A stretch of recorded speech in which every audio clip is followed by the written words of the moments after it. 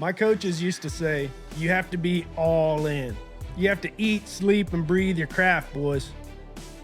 Michael Jordan's personal coach put it this way: interested people watch obsessed people change the world. That was Tim Grover.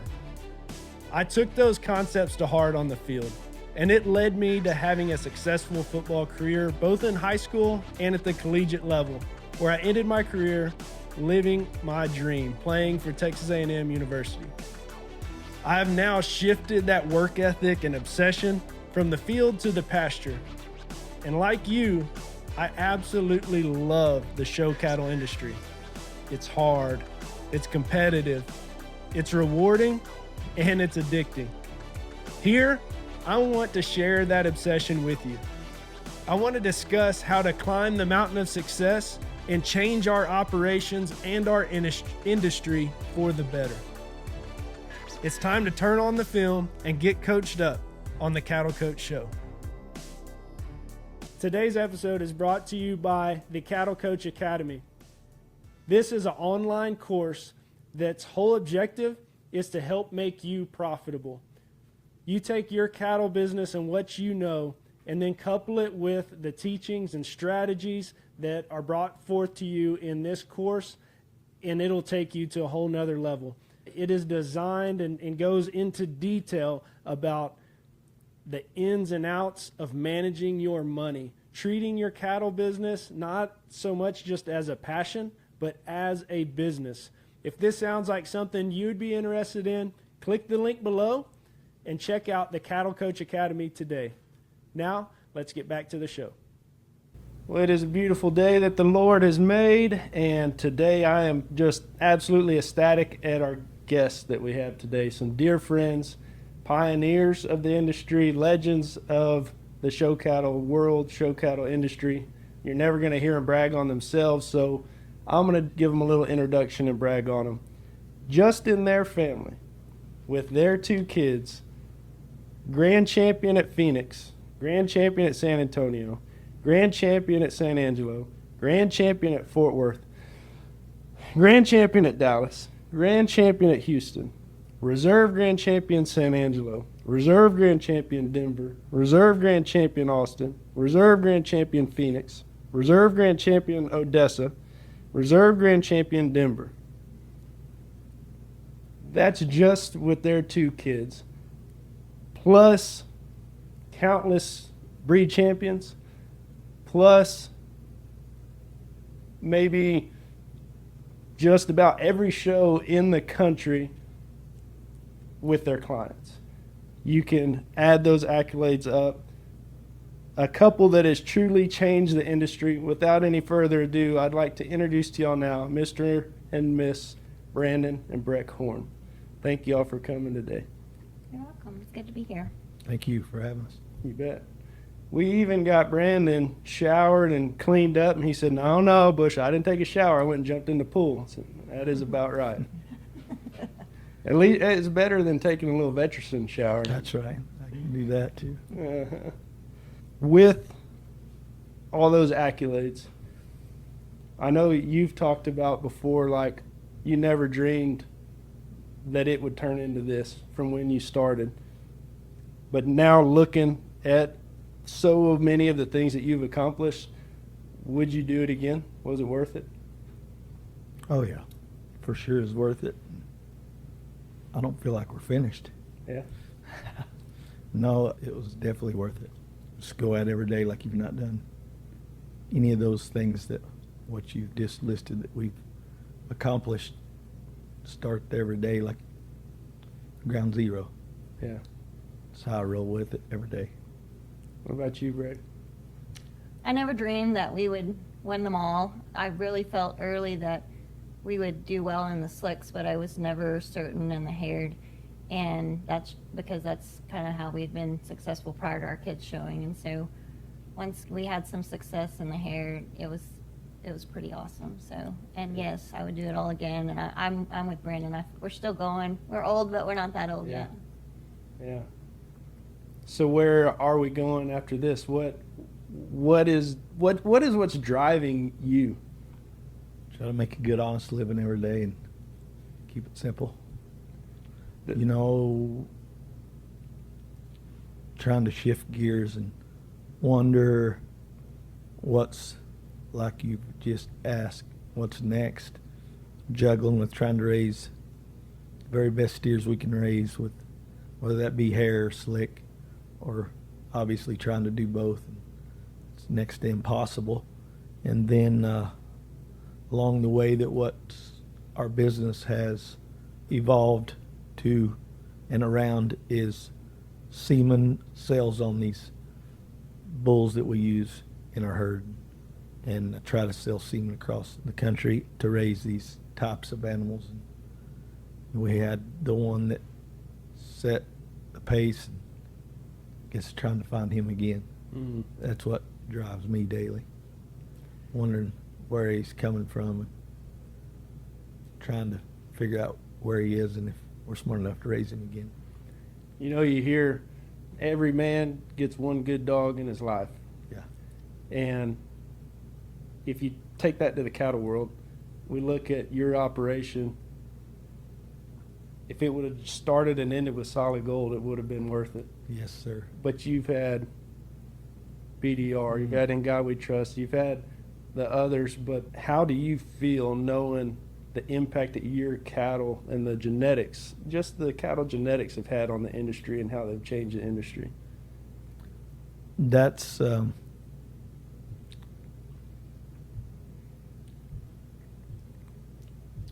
humbling. I never dreamed of any of that. Just tried to be successful and do the right things. So what was success?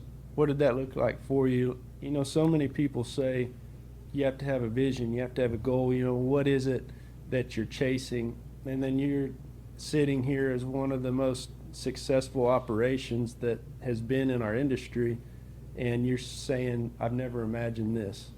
So what was it that you were chasing all along the way where the side effect was something so great? Just trying to make them good, trying to be humble, and I guess faith. When you pray about these things and you ask God, hey, this is what I've got in mind. This is what I'd like to do. Please help me do this. Please do that. Please help me make this. Please help us to be successful as a family. Please help me be successful as a father. Help me be successful as a breeder. Help me grow this to where we can make a living doing it. And I don't ever think about any of those things that you've listed and said. And that's why it's emotional for me. I feel like I'm always the dumbest guy in the room, whatever room I'm in. And I feel like that I rely on faith and hard work and the opportunity for the good Lord to take care of me. And he's not let me down to this point. Yeah. And that's why it's so emotional to me. It's widely known, or at least perceived, that like you work with another gear and on another level, and your brake pedal doesn't work, and you're all gas, no brakes. You wake up early, you go to bed late, you're all go in between. And I think I'm not very pleasant to in well, between what makes all it that. unique is all those that work with you and or for you, they'll fall out and you're still going. Brek, what is it that makes him so different? And he doesn't realize it that he is. That's why he gets mad at those around him, right? But what makes the man be able to accomplish what he's been able to? He eats, sleeps, and drinks it's a full-time gig. 7 days a week, sun up to sundown, and it's never an option to not. And so you can either jump in and go with him, or he's going to leave you behind. And that's why he's successful. He's passionate. He loves it. It is, is very driven, because there's days that the rest of us don't want to get up and function, and he's already done all of it. And so I don't know how he does it, because I run out of gas and I get tired and need a break, and he never seems to need a break. And so anyway, God just made him special like that, and he is very, very, very driven, and it's astonishing sometimes. Has it been that way ever since you've known him?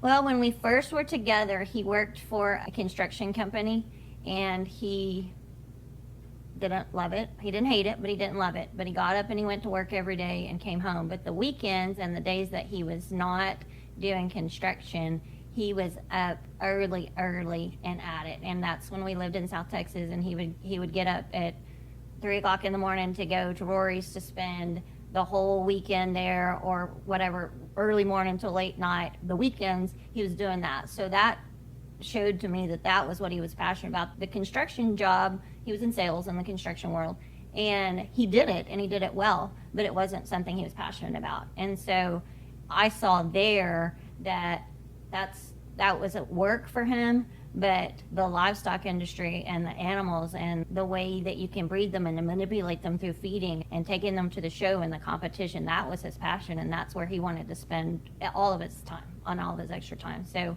when we moved here and I got the job at ACU, I was like, hey, let's stop the construction thing and let's just do what we're both passionate about. And so I did the volleyball and he did the livestock. So you were on board with feeding that passion?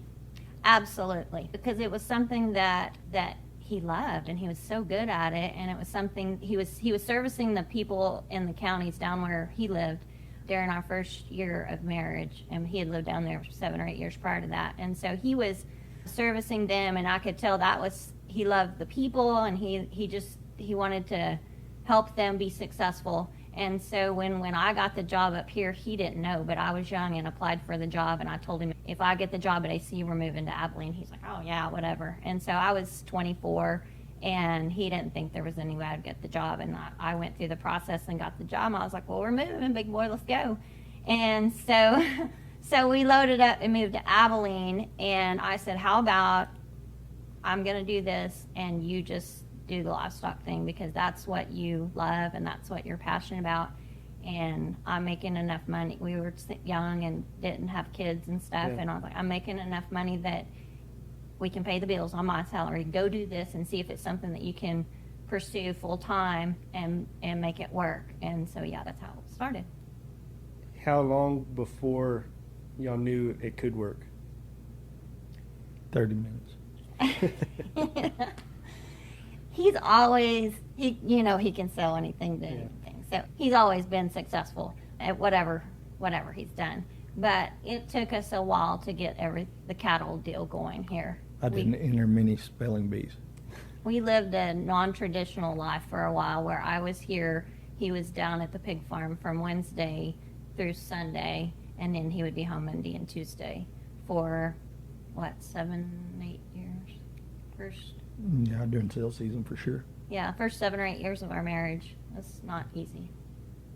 So Y'all weren't raking in the dough and just had all the lovey-doveys going?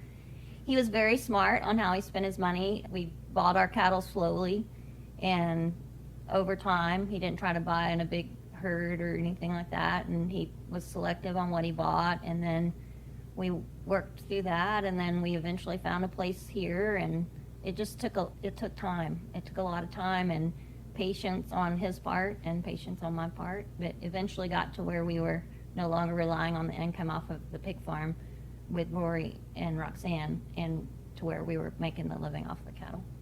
Something I've never asked you before, being in that season right there, in that mindset, was it ever the cattle deal, I don't know of any other livestock business that takes as long. You have to be patient. It's what you do today affects you a year from now. And being in the pig world, that happens so much faster. Was it ever tempting to do pigs and not cattle? I probably like them more than the cattle, honestly, Yeah. but I knew that it was far-fetched to raise them and have them here. Mm. If we were located down there, we'd still be doing it there. I think I enjoyed it a lot, and like the fact that the turnover, you can make the turnover ratio, and you can make decisions that were effective within the year, basically. And with the cattle, I catch myself mating a cow in the last 2 days just thinking, I was like, that cow's 9. I'm breeding her to a bull that's dead, gone. How old was he? I'm thinking, God, am I really getting far ahead? What am I doing here? Do I need to second guess what I'm thinking about breeding them? And then I'm like, no, that's the best mating. I'm like, hey, I'm not doing a very good job. Or I'd be breeding her to a bull that I'm trying this time, and my young females might excel my older females. But I try to, lately I've flushed some younger cows, but not to get off the subject, but I wonder sometimes if I'm stuck down here in a gear that I don't like. Need to get up here and get it in the big hole up against this dash, keep it rolling. And I catch myself when I do get tired of thinking I'm not moving fast enough. Right now they're going to catch me. No, I love that you bring that up. That's something I wanted to get into as well. Something that I absolutely love about going and visiting you, and it happened the very first time I ever went there, and it happens every time since, is I go and even though I may not ask, my mind's running 1,000 miles an hour analyzing, why is he doing this? Why is he doing that? And whether you believe it or not, a lot of people have what they think you do and why you do it in their mind. And getting to watch you and having a first-hand seat at a lot of this unfolding has been amazing. But one of the first times I went out there, you had cows in different pastures, and you had a different young bull with each one, and you owned solid gold.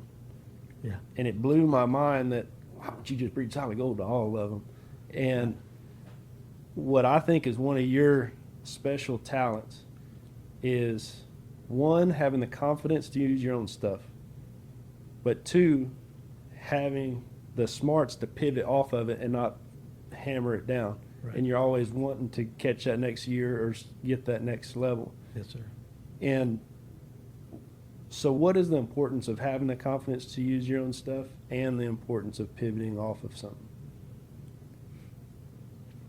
I think when I struggle with that decision, that goes back to faith and your prayers, and you're asking for guidance on a daily basis of, hey, go ahead and send signal. I'm struggling here.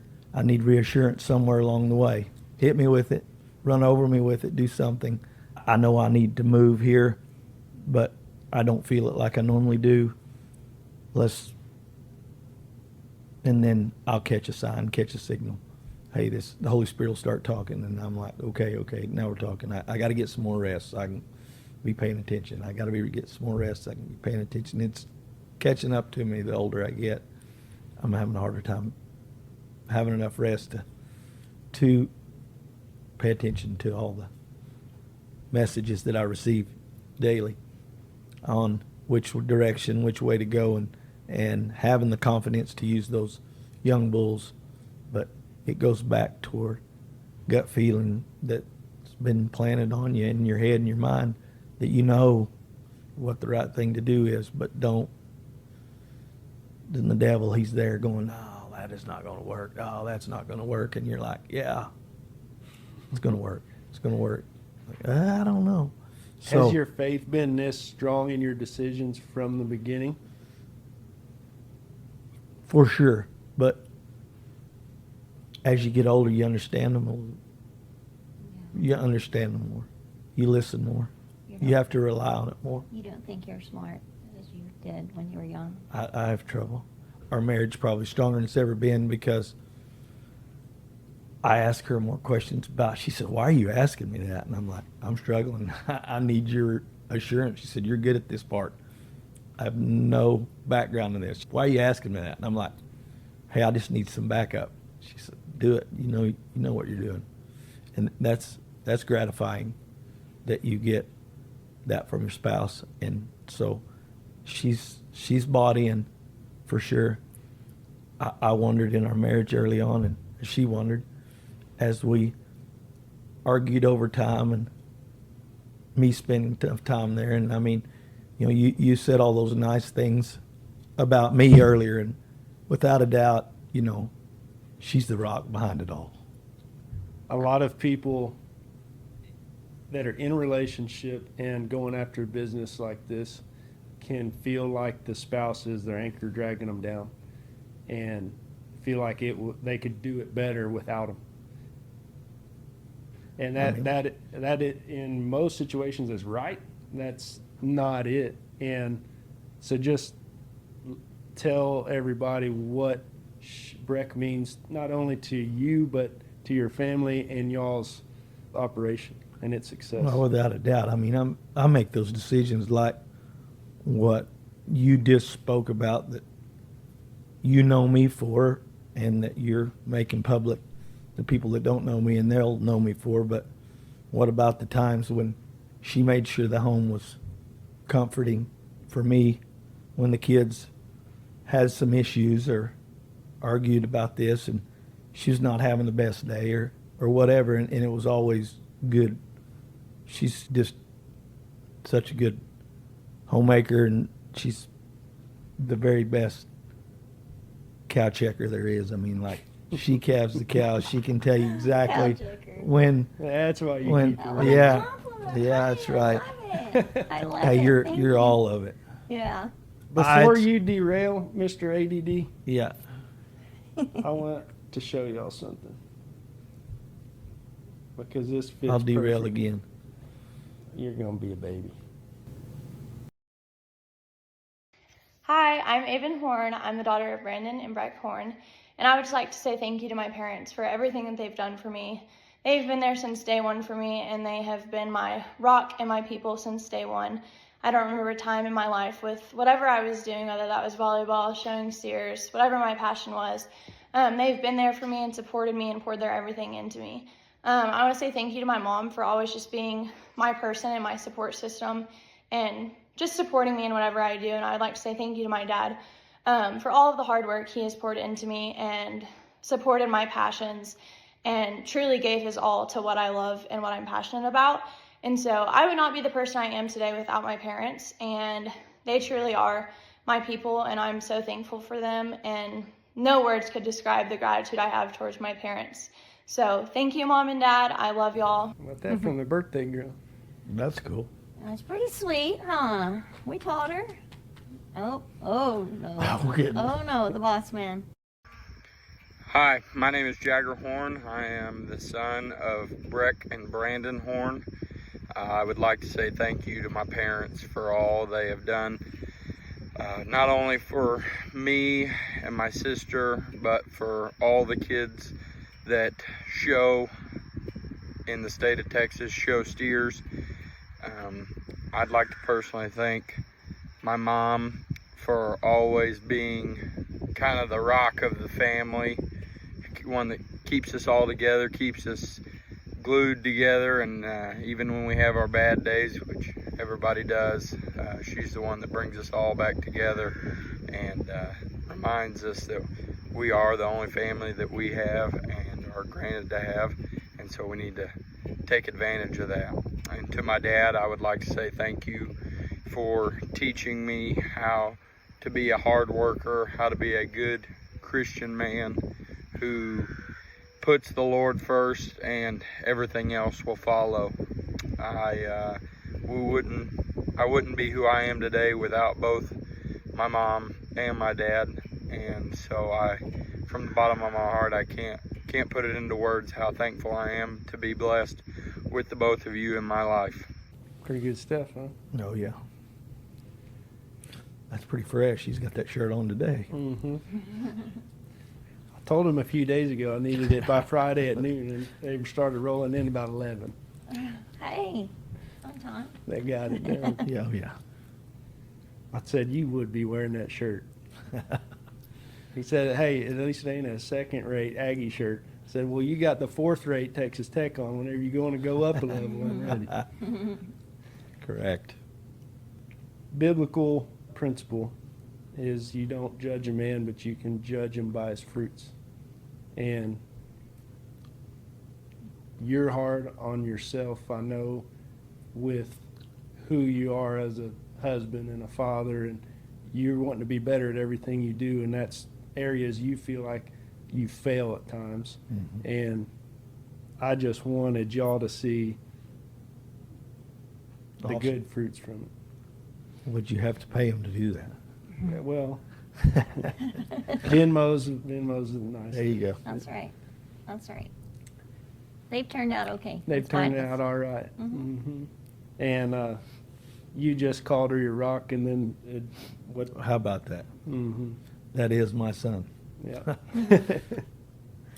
I think it's great when your adult children are confident and successful, but they still know where they came from and their roots, and they're appreciative, and that's very nice, because sometimes as parents you don't get to hear those things very often from your kids. And so thank you for doing that for us, because Yeah.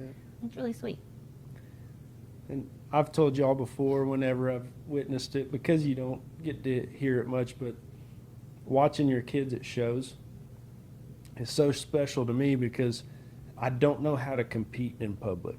I don't think I'm good at that, as far as like in the right mental space, especially when losses come, and competition is hard being that good Christian person, right? But your kids, win, lose, or draw, I've seen them get done showing and immediately go into work mode and start helping someone else. And through watching them, I've adopted their philosophy of, as soon as my work's done, I'm working on helping somebody else, and it just helps keep me grounded. And that's something that I've gotten to watch kids do.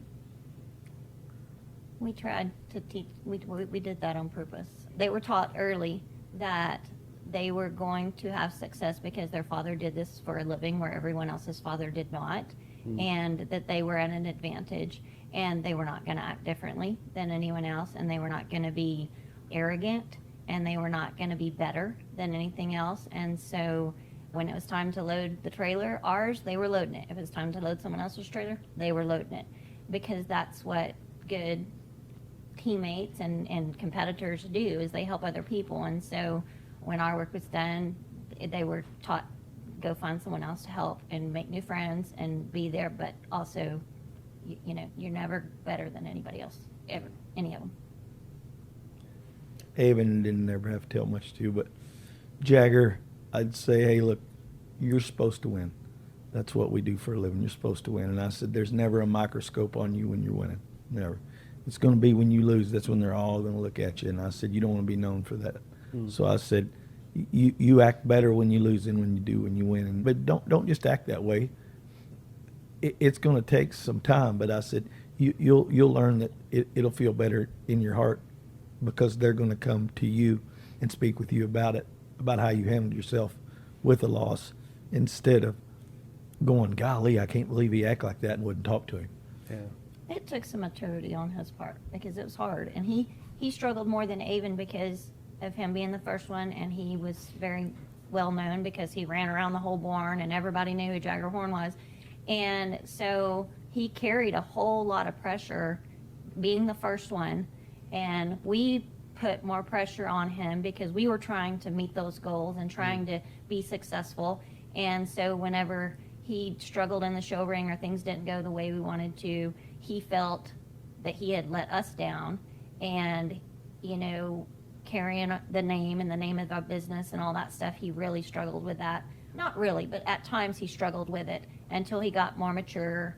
We had one year that we had to teach him his word for the year was composure, because he could not keep composure in the show ring, and then we were trying to teach him composure out of the show ring after we didn't do, you know, things like that. And he did, even by the end, and he's very good at now as far as helping other people and how wins and losses and trying to guide them through it. And toward the end of his show career, he had gotten better at it, but like late elementary age, he didn't know how to react, and it was a lot of pressure for a 10 to 12-year-old boy to carry, because it was our business, it was our livelihood, and there he was trying to, and we were all trying to. Yeah, when you don't win, people think, what's happened to Horns? He off the top of the mountain? Yeah, exactly. And then it fell on him.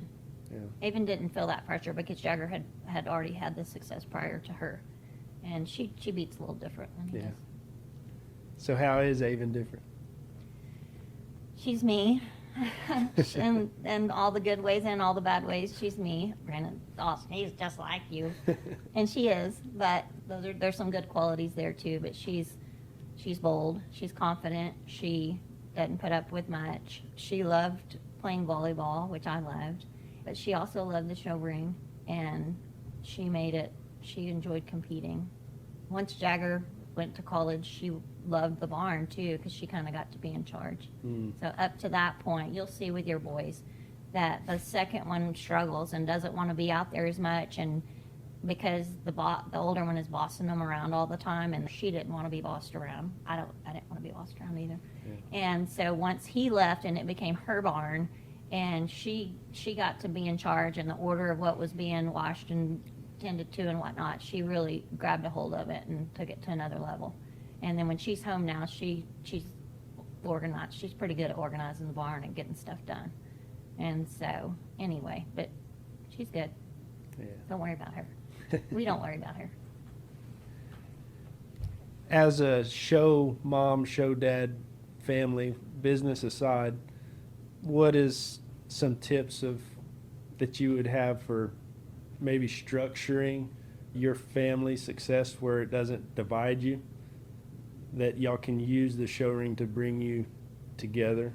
And then what responsibilities do you put on your kids whenever you're competing at such a high level and there is so much at stake, where they have responsibility on it but they don't have that pressure? We had roles.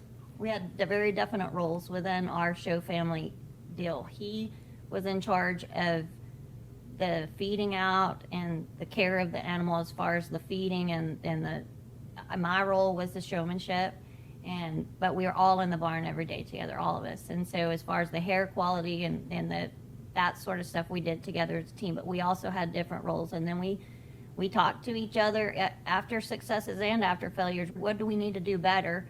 Our kids set goals every year. We made them sit down and talk and write, or I made them sit down and write on a paper what they wanted to achieve and what we were going to do to try to achieve that. And it was all, I have a coaching background, and so all of it was based on what I had done with my athletes and stuff, but it was always measurable goals. It couldn't just be, I want to be a good showman. It wasn't that. We set measurable goals and things they were trying to achieve, and short term and long term and different things like that. And so that all stems from my coaching. And then we all took our roles and tried to do the best we could do. So if we weren't successful because of showmanship, that was on me. If we weren't successful because the cattle wasn't finished out, it was on him. But I think that's how we were successful. And then we were all in. Like, he didn't go to a show without me, and I didn't go to a show without him, very, very rarely.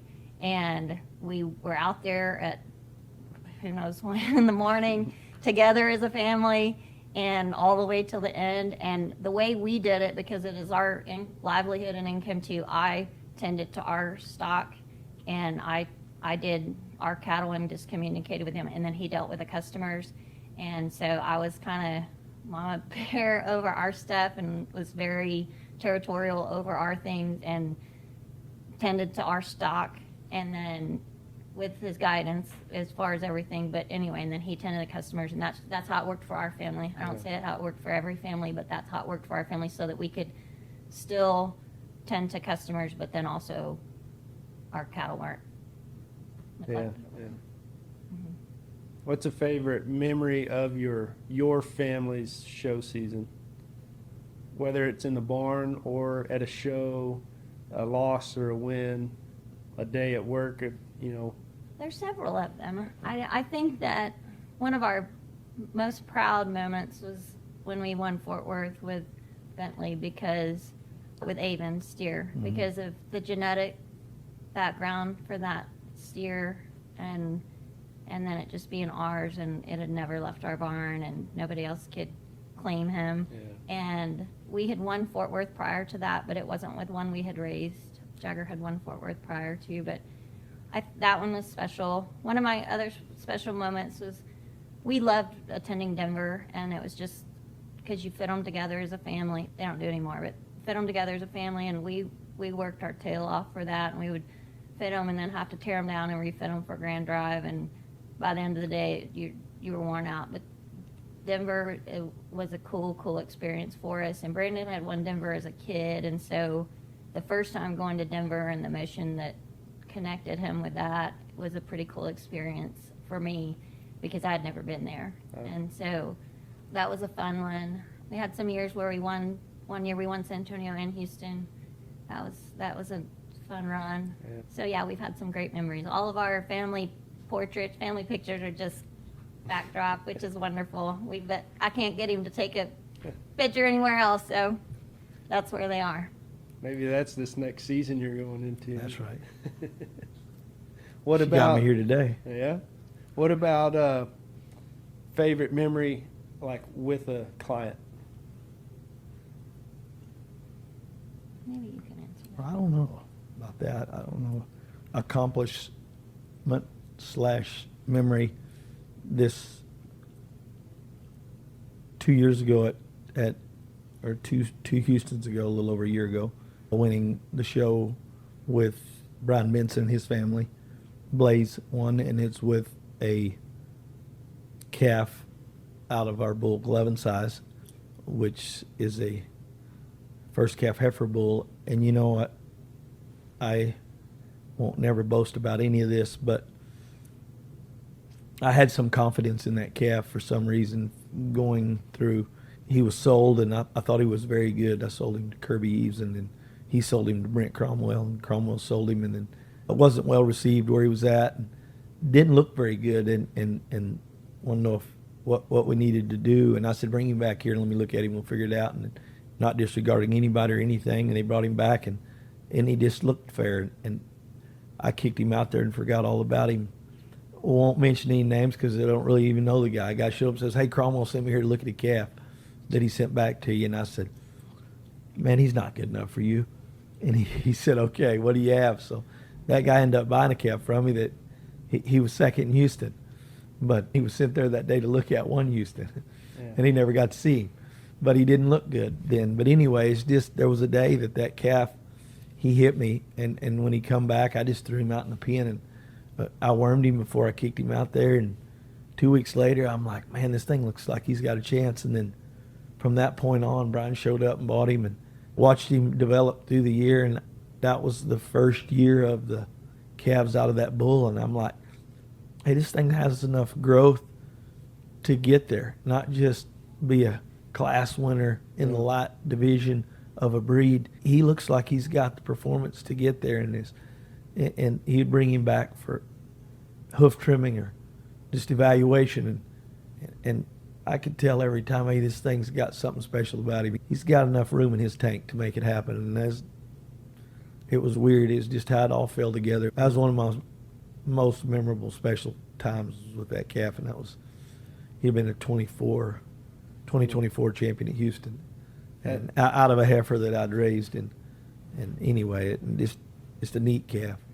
That's a perfect segue in another topic I wanted to hit, and I've talked to you about expectations, but how I wanted to approach it was, again, from a lot of these people that don't truly know you.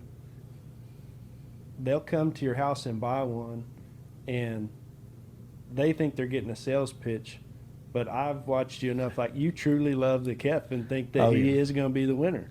Yeah. And there's a lot of winners. But people, whether you like it, don't like it, agree with it or not, because you say it, they think it's going to they think you know. Yeah. They think you know the result before it happens. Yeah. And if you say that this one can win, then that's the winner. If you say that this bull's going to be the next one, then that's going to be the next one. If you say this bull's going to work on this cow, then it's going to work. And that speaks volumes because of the success you've had and because your track record and that you're trustworthy. But the fact of the matter is, you don't know, and you don't really claim to know. No. And these people get this expectation of winning. And we had a conversation one time about that, and you're like, hey, I never expected nothing. Like, we show up to the show, and I was just trying to do the best job that I could and give the Kef the best chance, and I didn't have the expectation of winning the show.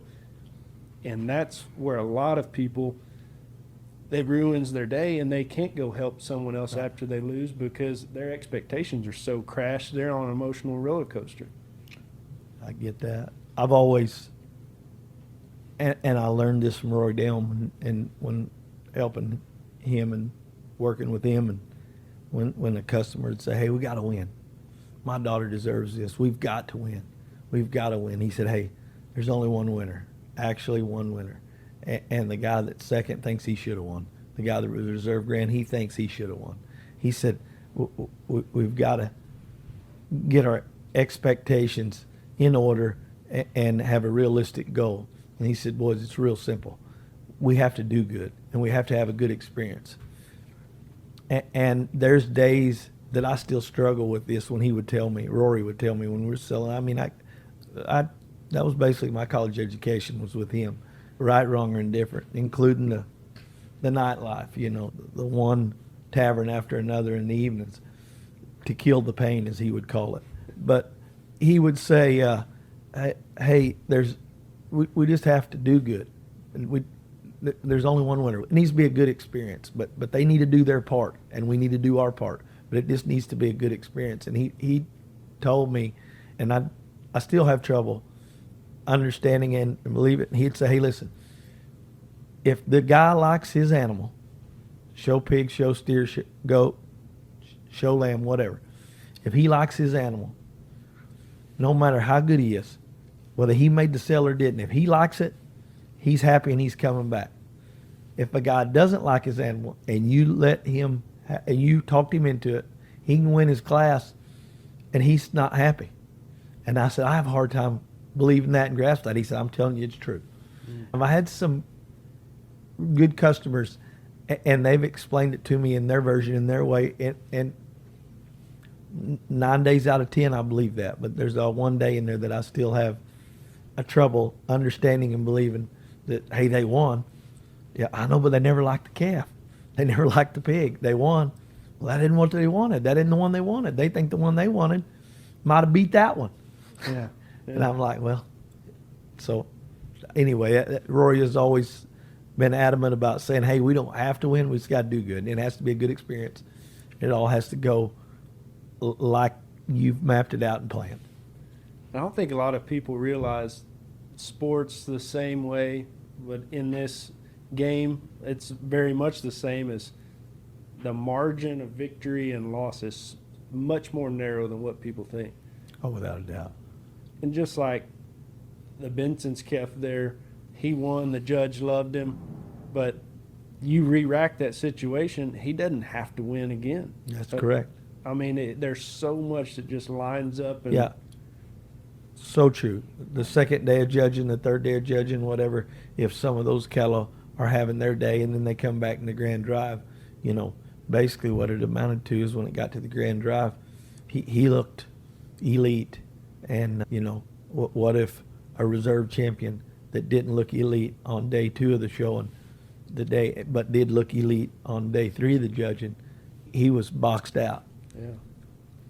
Very few times is it dominant. Absolutely. That's correct. You have had some of those. The It's- one you weren't going to take to Fort Worth, he Yeah. did donkey stomp. Yeah, that you just give me cold chills.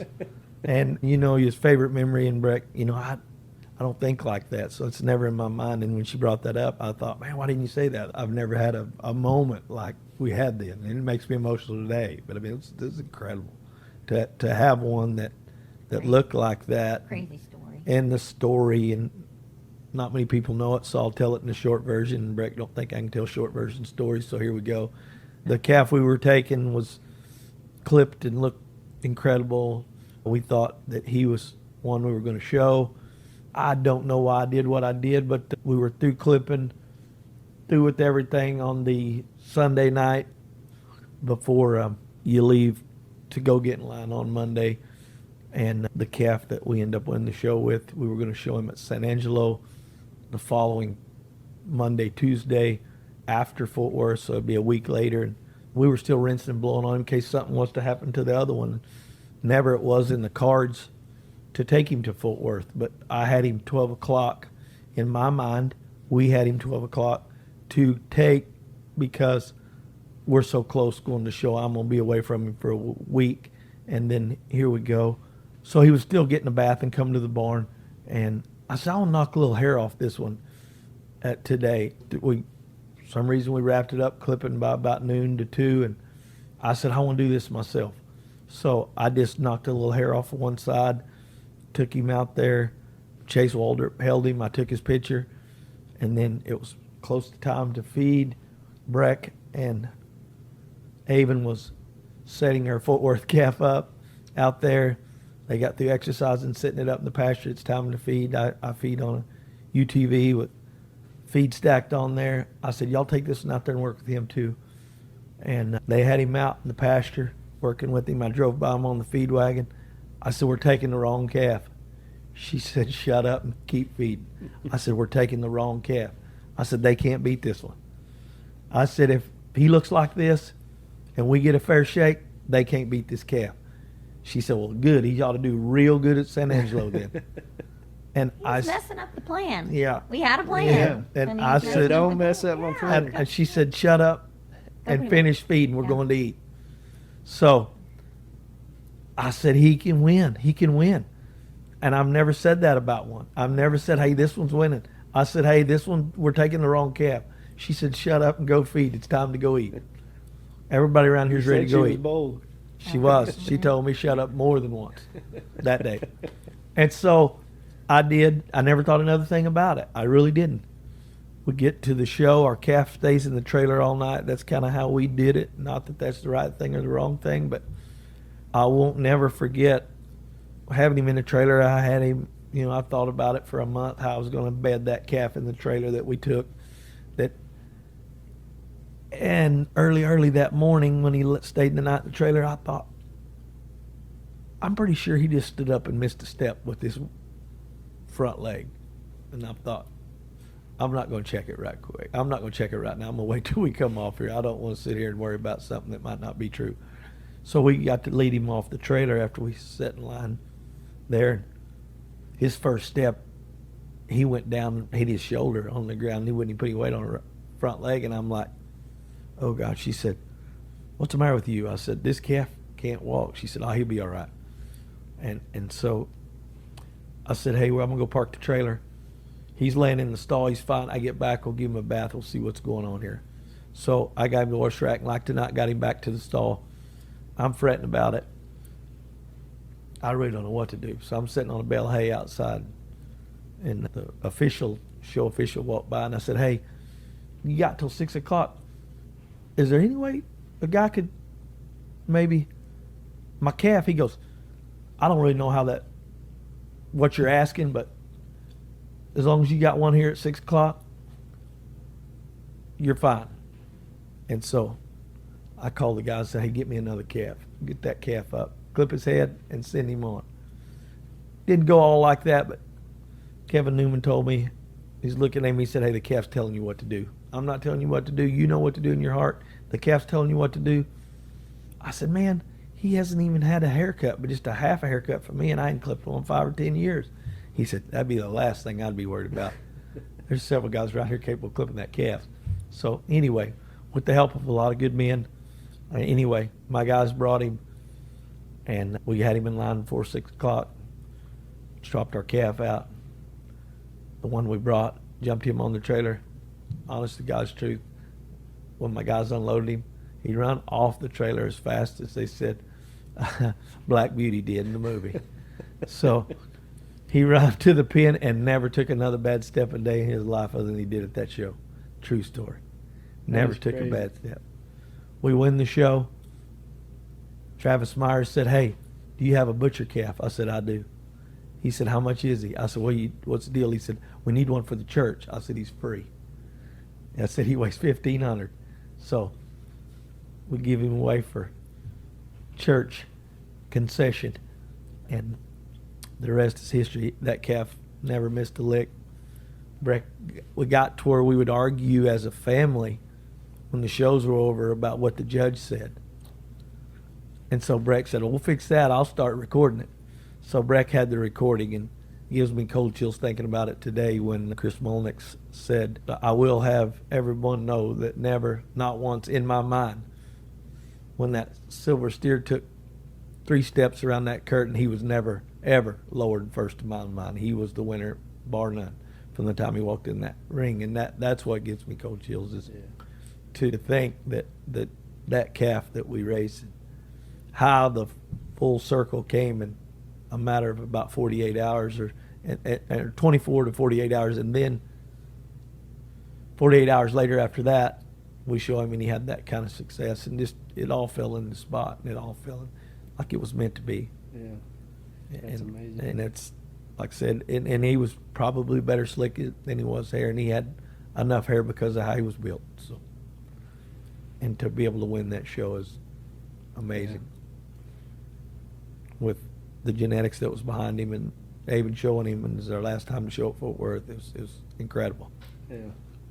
Well, the last year in the Moncrief made it cool too. Oh, yeah, yeah. that was the last we year. love showing in the Moncrief.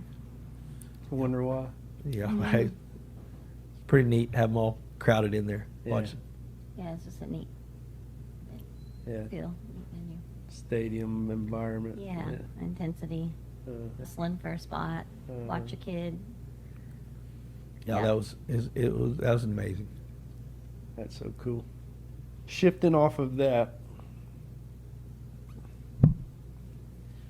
something I want to point out, and a few of the things that you've said, not even in response necessarily to question normal people.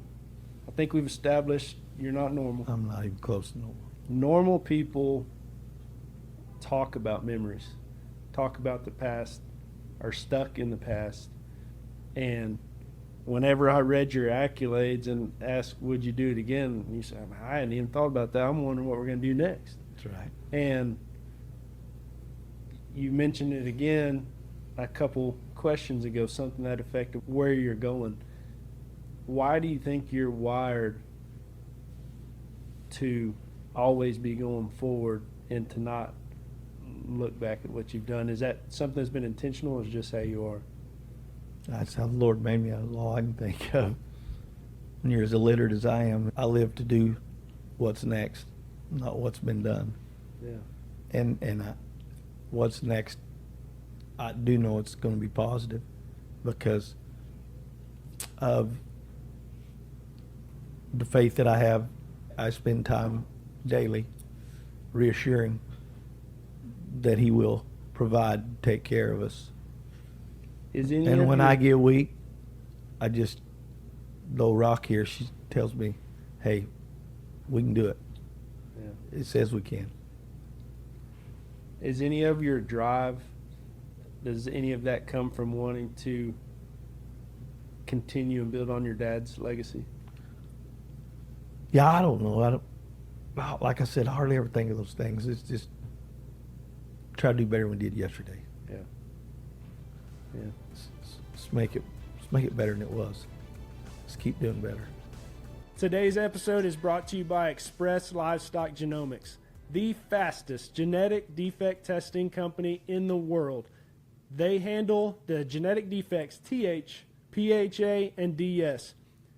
Within 2 weeks of them receiving your sample, you will get your results. They are the most trusted and the most competent in the industry. You can call their service representatives and learn all about the do's and don'ts of breeding and breeding around and utilizing or eradicating these genetic defects in your herd.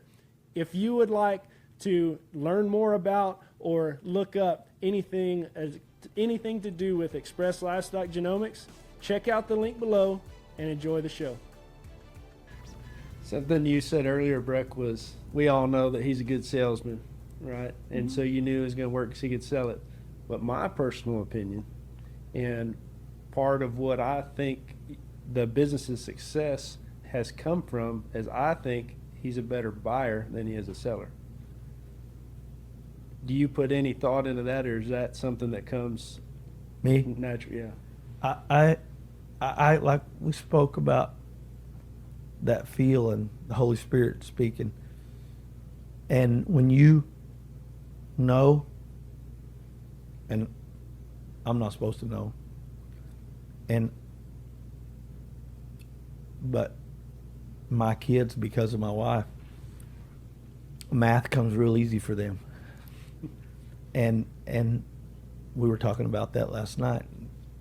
The stuff that's easy for me is not easy for a lot of people. And then when you, I don't know, what I think of when you said that was you were heavily involved in the decision making.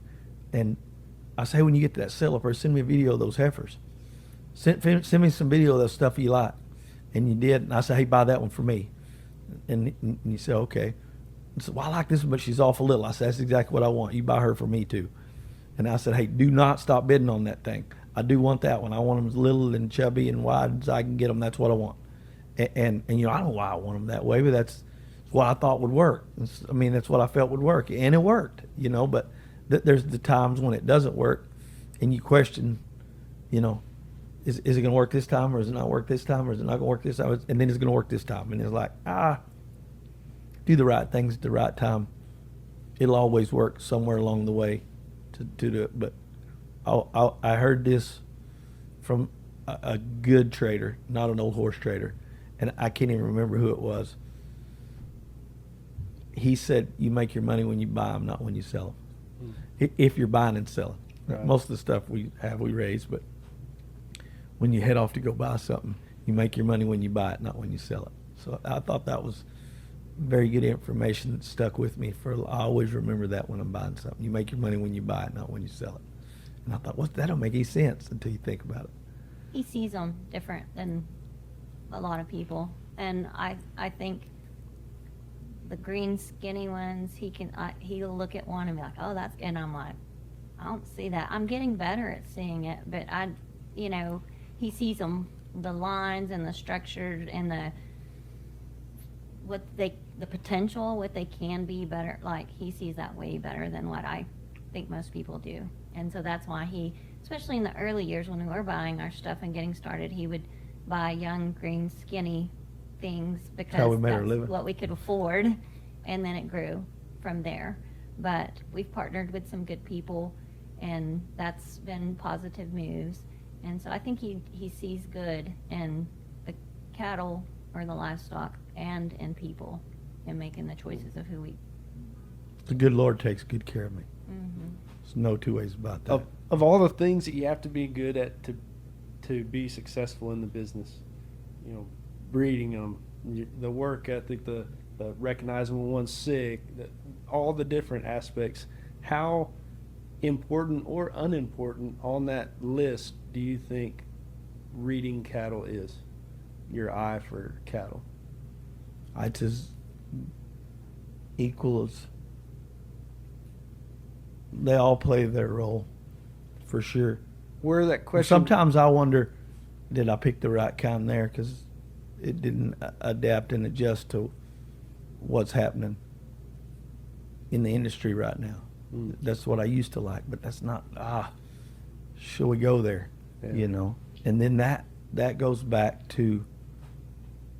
Man, I can't say enough about just having faith in knowing and believing and having confidence that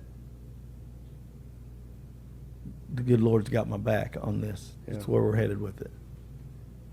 I think people Do the right things at the right time and good things will happen. Right. People put so much stock in kind of the livestock judger mentality of being able to break one down or see one this way, but really Sarah isn't around it all that much. Her mind isn't always in it, but she can say that's a good one, that's a bad one. And I think seeing a Brings good up one a great point. Yeah. doesn't take that much talent, and people want to say that is their thing, is seeing them. But as far as the business goes, it doesn't hold much weight, really. No.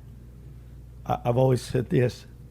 This is good, and it holds true to the guys' wives and Sarah that's in it. And here, you want a true, honest evaluation of what you're trying to do? Ask her what's the matter with one of your favorite things. You will get it. Because you're so, hey, Brek, what's the matter with this steer? Doesn't have much bone, skinny, not much butt, doesn't really walk very good. Hey, you asked me. That's how it is at our house. It's black and white with them, to where you're going, hey, but you've not seen his mother. Oh, and he's not very fat right now. And I'm telling her that, and she's like, that isn't what you asked. So it's very black and white. For me. So as your kids are getting ready to start showing Kolten, be careful when you, because she does know. You know she knows, and she don't think she knows, but it's gonna be black and white to her when you hey, what about Lawson steer? He don't walk very good, or his bone needs to be bigger. His bone's not as big as that one, because she's gonna tell you. She's not gonna say, oh, I think he's good. She's gonna tell you. You get you 1 or 2 shows underneath your belt, and you don't, just be careful when you ask. Don't get your feelings in the way, because they don't think of those things. It's not gray to them. It's black or what? Because it's our babies that are showing them. Right. And it's very important.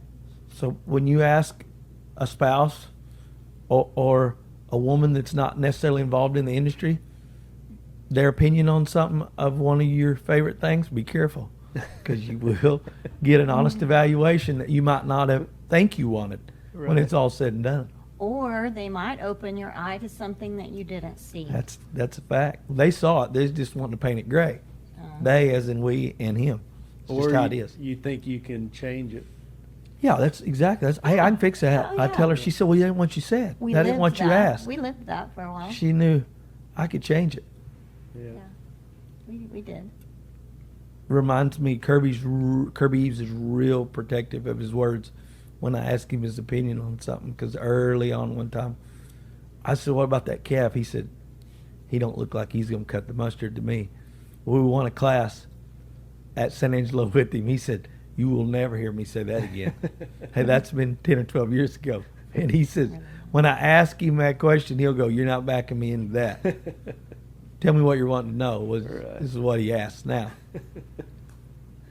I just needed a little bit of reinsurance and his driving force to make him as good as I thought I could make him. And even though he didn't turn out as good as I thought he was, I wasn't about to let him be a dud.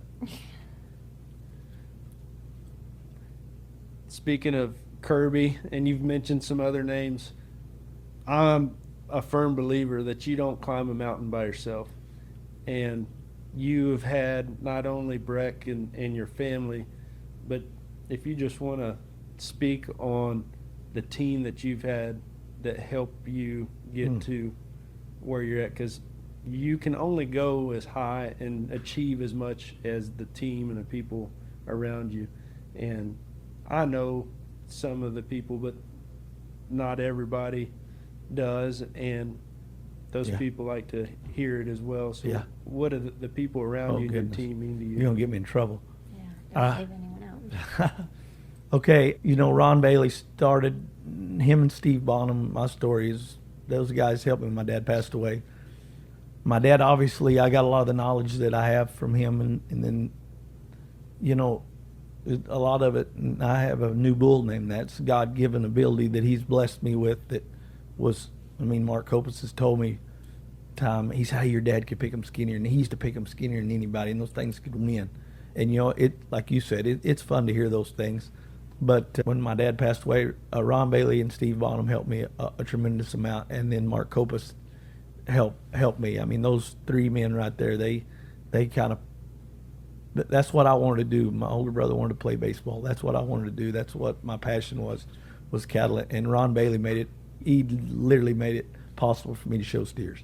And so, and live out my passion for it. And then, past that, you got Bobby Maddox, and then I met Rory Delm, and then here we go. And there's just, it flew from there when we started in Anson here, where we're at now, we hadn't been there long, and Keith Terry worked for us, and my dad had given him the name of Meatball, and there's just Kenny Herzog played a big role in my life with that growing up. Then when we got to Anson, along come Luke Strecker, and my business would not be anything of what it is without him, and just the sheer knowledge that he has, and the ability to see and do and be normal, but have a sharp mind and could think and see. And he and I together could see it, and he had a gear like I had.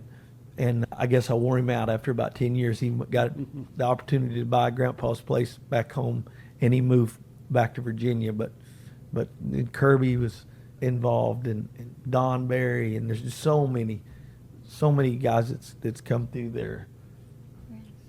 Yeah, we were the positive thing. You're gonna get me crying again, but Chris Martinez that come into my life. I mean, I've learned as much from him as he's learned from me, and now he's married and got a child. And we've raised him since he was 14. So, and he's 26, 28 now, and He was actually on my mind whenever I thought of the question with your family. What are one of the memories? I was like, it wouldn't surprise me if they were like when Chris won that breed champion. That's fact. Yeah, That's fact. That was a great. Hey, we owe Todd Richardson for bringing him to us. I mean, he said here, and we talk about all these positive things, but do you know why Chris is here? If I would have got Chris a winner of a show calf the first year, we might not ever have known him past. Got him a couple of calves, and then he moved on. His calf was so sorry that I got him the first year. I told Todd, I feel terrible. His calf is not even worth showing, but we need to show him to teach Chris how to show and to do some things. His calf fed terrible. It was absolutely no good, and I never second guessed anything. I was seeing a chance for him to get to know us and for us to help him, and me have a little barn help in the summer. And I said, hey, I got him next year. You let Chris come work here in the summer, and I'll get him 2 or 3 calves. And he said, well, we're going to get him 1 too. So Roy D. Russell got him a show calf, and actually won our class with him in San Angelo.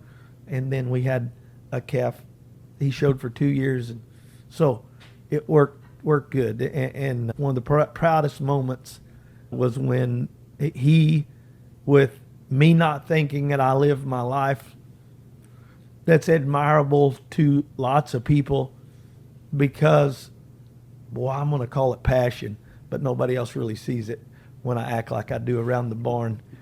When I'm screaming my passion on a daily basis, and Chris comes to me, and me not knowing him, and he asks one morning, and I lost it, like I have on this interview here 2 or 3 times. He said, hey, how do I become a Christian? He said, I want to live with that peace in my heart and my mind like you and your family do.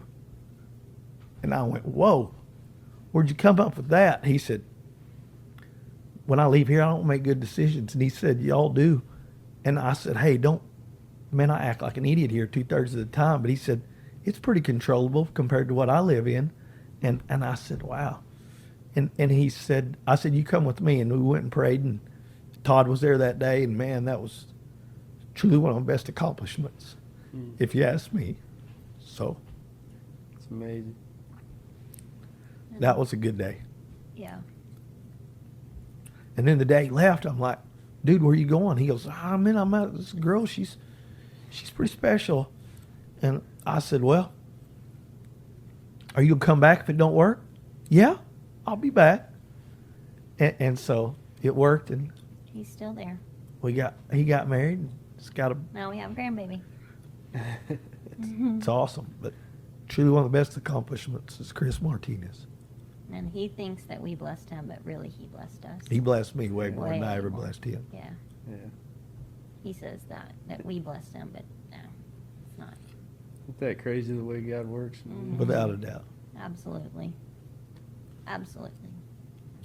If you're standing at the line at a stock show trying to get you a Fort Worth cinnamon roll, and some kid that you don't know comes up to you and says, Mr. Horn, I want to be like you. What can I do? How can I want to do what you do. What would you tell that kid? Ooh. Without a doubt, you need to be careful what you pray for, wish for, and ask for, because he can and will provide.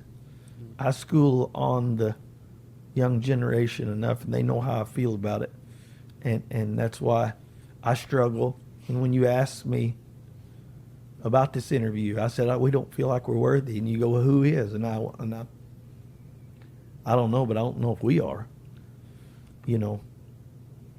So I think you got to be faithful to the Lord and know. I mean, I think I get most of this because I don't understand a lot of things intelligence-wise, but I do understand that. If you, and that's just, I am different. And he made me different because of that. I don't have trust issues on so many things, and I'm so blessed with that, to have a God that we serve that's that way, and a wife that is as much the rock as Brek is. So what else do you really have to worry about? You know, that's raised our kids. I mean, she did the raising. There's no two ways about it, because she knew I wasn't strong enough. As strong as I am on so many other things, I was terrible at that. And she was so good at that. So I mean, it all starts with having faith and believing that you can become this. And you hear these professional athletes, don't stop dreaming, don't stop working, it'll happen. I mean, hey, it's easy to look at that and go, yeah, that's right, whatever. But it's truth. It requires a ton of work and a ton of passion. But if you're passionate for something and you're willing to work for it, God's willing to provide it for you. There's no doubt in my mind. If you have good things in mind to do with it, no doubt about it. If you're trying to do it for the right reasons, good things will happen. I think that I would tell them to choose wisely for your spouse and who you surround yourself with, because it's so important who your people are, who your team is. We complement each other very well. I'm organized, he's not. He's soft-hearted, I'm not. We complement each other, but then at the same time, we're both very passionate. We're both hard workers. We both have similar backgrounds. We both were raised by ag teachers. We were both middle children, so yes, we feel sorry for ourselves.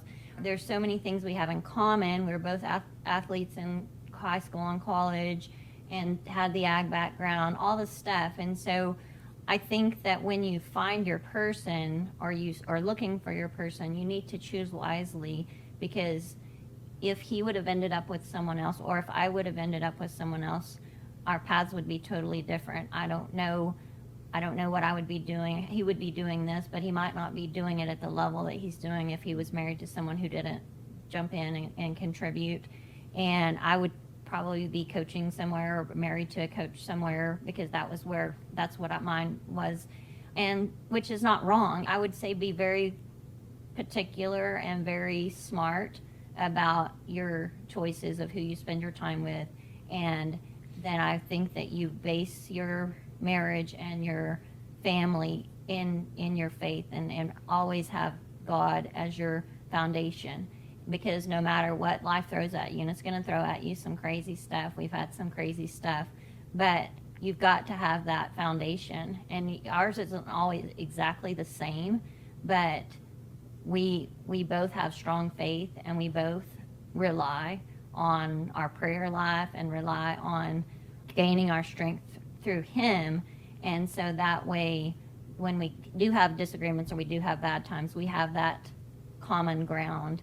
And so if you don't pick someone that has a similar belief or faith in you, and also not the same similar interests, it is hard. It makes it harder. I'm not saying it's wrong or it's bad. I just think if you're a young person and you're out there looking, that it's very important, the person that you choose to be your helpmate for the rest of your life, because that's what you're a team. the thing that keeps jumping out at me as you're talking is the two become one. Yes. And a lot of times in today's culture, you want to do things separate. And you are a beautiful picture of the two become one, having Christ as the head of the household. And Brandon, even though you're a go-getter leader, you also have Brek that complements you, and it's a beautiful picture of, I think, how it's supposed to be. And sometimes it can be messy, but it's a beautiful mess. It wasn't easy. Like the Yeah. first part wasn't easy. Everybody says that first year's rough. What did we say? 10? 5 to 10, we struggled. First 10 years was rough. It's hard. And we were both really strong people, and so that made it hard. I feel like we were settled in 27 years, we settled into our roles.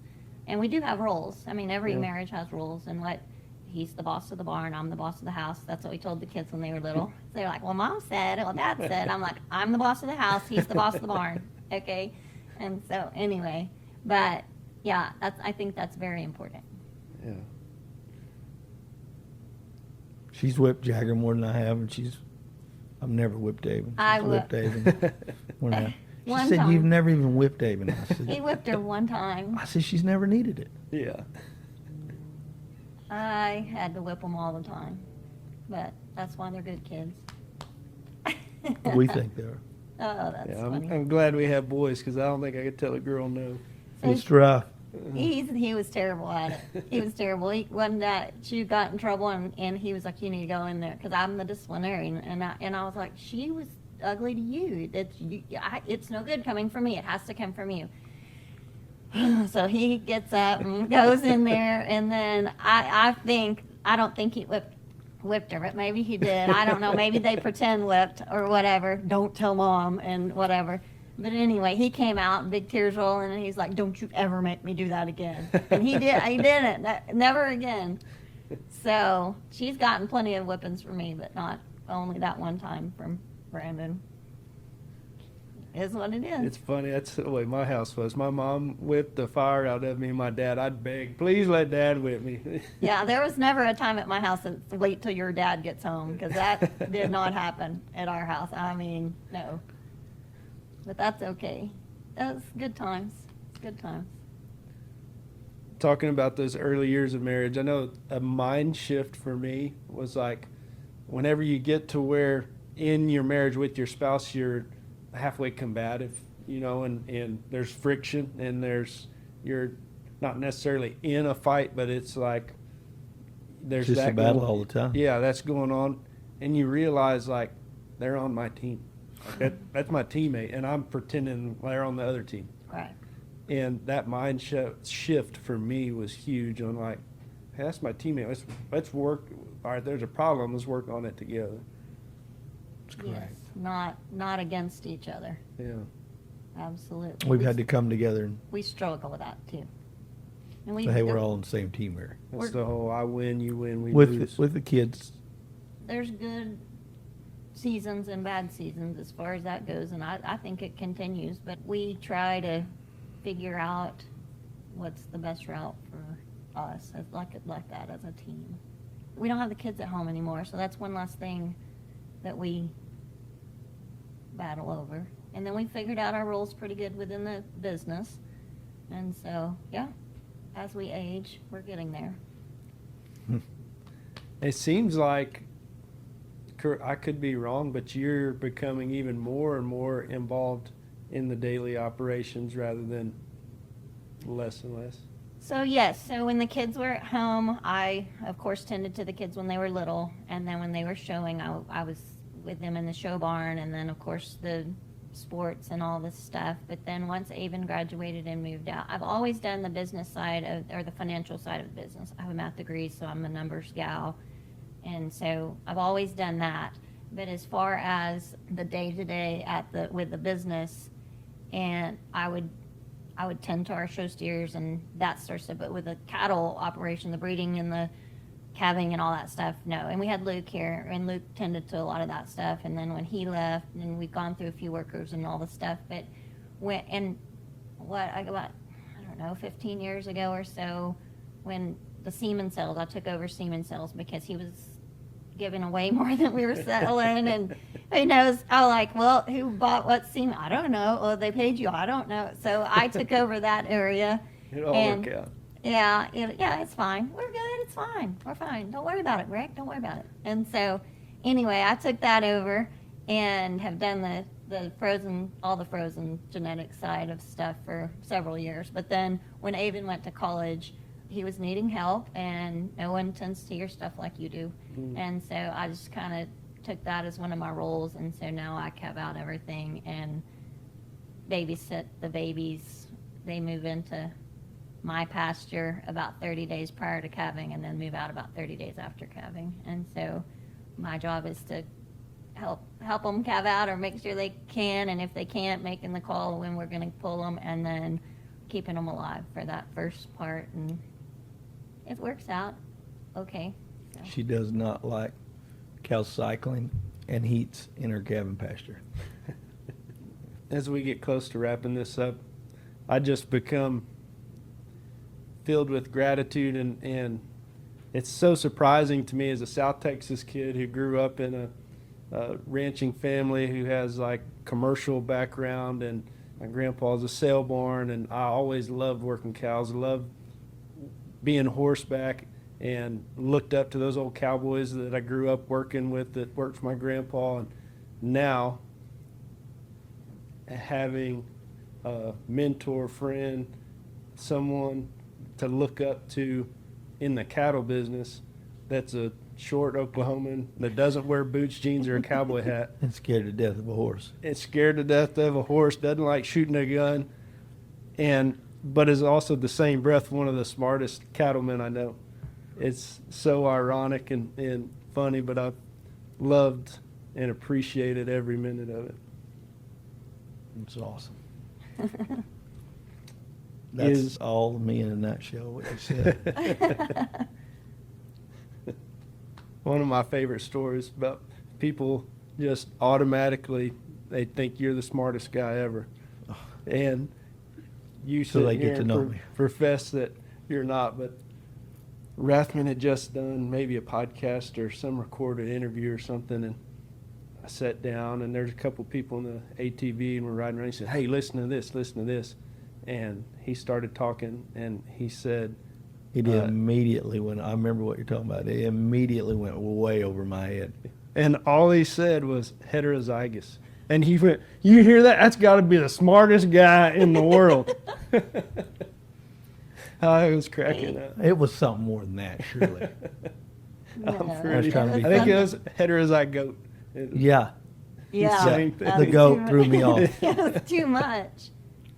You said, hey, you're going to have to dummy it down a little bit for Horn. That's okay. a fact. That's okay. It We never make bothers work. me. We make it work. That's right. That's right. Well, I love y'all, and thank you for this opportunity. Thank you. Is there anything that you would want anyone to know about you that we haven't covered? And my wife had one request, one question. Okay. So Sarah's question is, where are y'all going from here? What's next for Horn Livestock and Brandon and Brek Horn? Well, I think that what's next is for Jagger. Jagger has moved back home and started working with us, and so I feel like next for us is to figure out what that balance looks like within our company, and his role and Brandon's role, and hopefully eventually his role becomes more, and we get to not phase out totally, but phase less, and maybe spend a little more time away from the cattle pen, but maybe not. I owe it to my wife to spend more time with her and to at least take her on a good trip somewhere.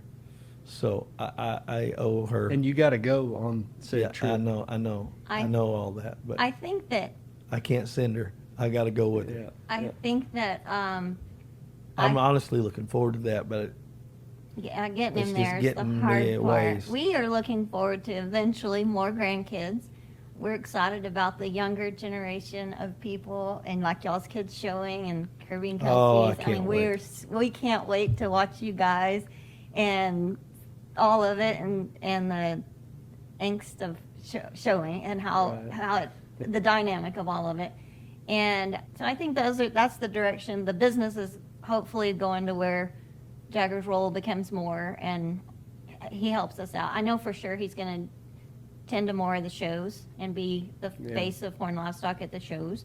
And we'll still be there, but not, he has some ideas of things he wants to do with our customers, and I think it's wonderful. Yeah. And so Haven's still in college, so maybe get her graduated from college, and I don't know, we're real happy. We feel really blessed that we get to live this lifestyle, and that God has blessed us with the ability to do what we do, and that we get to do it every day. Even though it's hard work, we're tired a lot, but it's a good tired because we're doing what we love with the people we love. It's awesome. I'm usually wore out in the evening and wondering why I'm still going at it like I do. I need about 2 hours of rest, and then I'm like, man, I can't wait to do that in the morning. It's still what drives me every day. It's just still like when I wake up in the morning, it's like a Saturday still. One of the first times I could say you lied to me. Last summer, you said, I got one big run left in me. I'm calving all these out. I said, one big run, my butt. I guarantee you got just as many rebred already for next year. We do. two years later. We calved out a bunch this year. Yep. We're slowing down. Didn't you know that? Right. Wow. Well, we didn't really know what it would look like after the kids. We were empty nesters. Uh-huh. So, and then struggling in your mind how you're going to pay all your bills. You can't just lay down. Or I can't. Yeah. We're still trying to figure all that out because we really don't know what it looks like. We don't know because we've always grown. I feel like that our numbers have grown. The size of our herd has grown. The number of bulls and it's always been in the growing stage. So we don't really know what it looks like. We really don't know how to go to where it starts curving down. So it may not. It may continue to grow, and we just add to it. Pass the baton. I don't know. We just pray about it a lot. Well, y'all have changed the industry, whether you want to accept that or not. White, yellow, and gray cows are cool. Yeah. Whenever before solid gold, if you weren't black, you weren't winning. Yeah. And you changed that with your stock. Not only that, but there was a time not too long ago that a guy could raise show steers and sell them unbroke out of the pasture off of the cow. And because of the service you provide for your customers and the standard that you've set, that's changed. If they're not broke and gentle and ready to go, it's very hard to get them moved. You've been a pioneer in the industry and done things that haven't been done before and are the standard in a lot of ways of what it takes to be successful in the industry. And it's been amazing to watch, and I'm honored to be a small part of it. Part of me, and I think I share this sentiment with other people because I've had conversations with them. They're like, you think I could work for Horn? You think I could work for Brandon? And some of them you can just say, no, absolutely not. But like, for me, it's like, I could do it. Like, part of me has always wanted to go work for you just to prove that I could and the awesomeness that would go with it. But now, being in the position I'm in to work for you and services we provide with Express and Bonanza, and it's a way to still live out part of that dream, and it's just cool for me. Tell those people, come on, we'll give them a shot. Yeah. Most people, he is always needing the help. So if you think you got what it takes, yeah, just come on. You get a paid tryout one day. They'll see if you're worth it. Really, most people last 2 weeks, or maybe sometimes a little bit more, and then they need a break. Mm-hmm. Month, maybe. And they need a break from work or break from Brandon. Both. Both. All of the above. No. For sure. It's good. It's good. Yeah. Thank y'all. Love Thank you. y'all. Thank you. I love you. Don't want to take up any more of anyone's time. Thank y'all for tuning in. This is the Cattle Coach Show. I hope y'all got as much joy and inspiration out of that as I did.